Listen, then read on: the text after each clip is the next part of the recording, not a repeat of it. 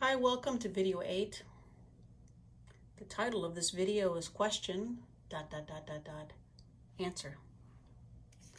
We've already constructed a lot of the parts of your talk: current world, main character, problem, response, final action, results, and better world.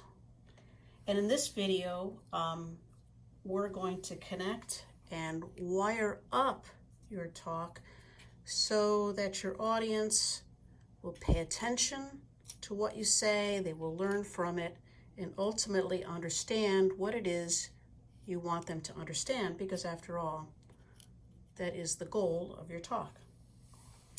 To start that process, let's look at an example of a story where this wiring and the impact it has on the audience is very obvious, and that is a murder mystery. Okay, in a murder mystery, someone gets murdered. The main character is the investigator or a detective, and their problem is to identify the person who murdered the victim. Their response will be to do an investigation. And at the end, they will identify the murderer, and that person will get their comeuppance. Now, that's all very interesting, but that is not what has us on the edge of our chairs during a murder mystery. What is? Well, it's the question. The question arises from the problem, and it is answered at the very end with the identification of the murderer. And what is the question in a murder mystery? The question is, who done it? Now, it's the oddest contraction I've ever heard, but that's what murder mysteries are called, right? This question is assigned to the investigator, but because journeys are of mutual discovery with the audience, it'll be the audience's question too. And it's this question that will motivate the audience to process the story, put together all the pieces, and even before the story is finished, to predict the ending. Okay, so let's talk about your questions in research talks.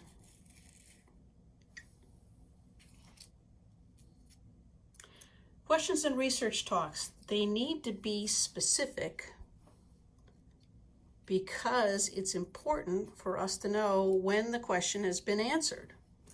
Who and what questions are good? So are questions that begin with can I do this or can I do that? How questions are not as strong, and why questions, just stay away from them. It's not that how and why questions are important or that you don't want to use them sometime in your research talk, but they are not strong enough to make your audience desperately want to know the answer. Okay, here's some let me give you some examples of some really good questions from research talks. Can we detect stem cells without killing them? Can we develop mosquito repellent that is as effective but less toxic than DEET? And what's wrong with the potassium channels in the eyes of children with a form of pediatric blindness? Are they occluded, too narrow, not connected to the proper site? The top two questions are yes/no questions. We'll know when they're answered, and that'll be the answer. This one, though, is a multiple choice question. The researcher actually gives us options because these are options that the researcher will investigate as they go through their talk. And so they want to bring us on the journey with them. Okay, so it's time to write your question now. You can use a pencil up in that little square to write your question. Pause the video and then come back when you're done. I'll wait for you, and take no more than 5 minutes. I'll see you in a little bit. Welcome back.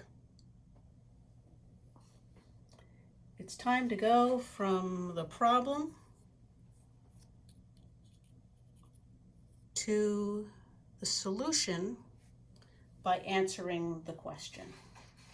And how does this happen in a murder mystery? Well, the investigator looks for and finds clues, which are presented one at a time. And one clue leads to the next, until the final clue we get allows the investigator to go ahead and identify the murderer. There are complications, and that's good because they put the success of the investigation in doubt, thereby making uncertainty in the minds of the audience, and that makes the audience want the answer even more. That's called suspense. Also, notice that in a murder mystery and in every story, you're shown the clues. People don't tell you about them, you're shown them. And that means that you will process the information. You could see and process the information for yourself. Okay, so let's talk about your research talk.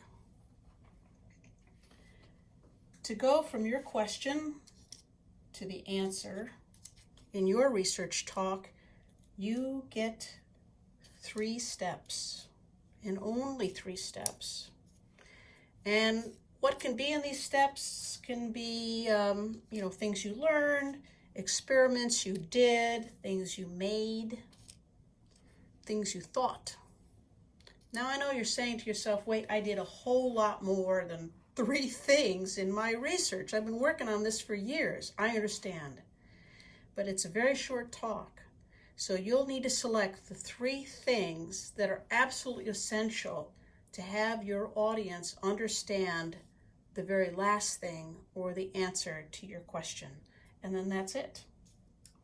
You'll start off your talk by saying something like, the first thing I did was, and then you'll hook up the other steps in your talk with phrases that suggest cause and effect. You might have a but in there because surely you've had obstacles and complications in your research, and your audience would be happy to hear it because, like in a murder mystery, it will make them uncertain about the success of your research, and that will sow suspense and make them want the answer even more. Let's see how Yang Kai Kao did it. Remember him?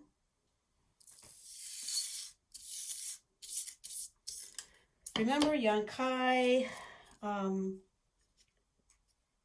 expert in machine learning.